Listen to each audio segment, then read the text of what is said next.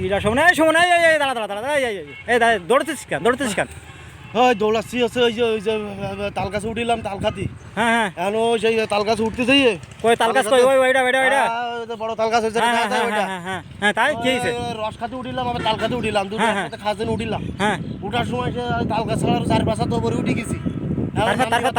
তারপর নামতে পারছিস না, তাই ওই নিচে যে জাতুলো দীপক দাদা আছে হ্যাঁ ওই দীপক দা কইলো তুই ওইভাবে নামতে যাস না, তুই যখন তখন পড়ি যাবি উড়ুম দড়ানতে পড়বি নদীর মধ্যে। হ্যাঁ ঠিক কথা কইছে। তারপর হ্যাঁ তুই বাড়ি যাই ওই মইটা নিয়ে এসে ওই বাসুই আছে না মই মানে বাসুই জমিতে দেয়। হ্যাঁ ওই বাসুই নিয়ে আমার কইলো যে তুই ওই বাসুইটা লাগাইয়ে তারপরে নাম, তাহলে আমি ভালোভাবে নামতে পারবো। হ্যাঁ। আমার আর সময় নেই, আমার গাছে নামতে হবে, আমি আমার যাতে সে মই নিয়ে আসতি।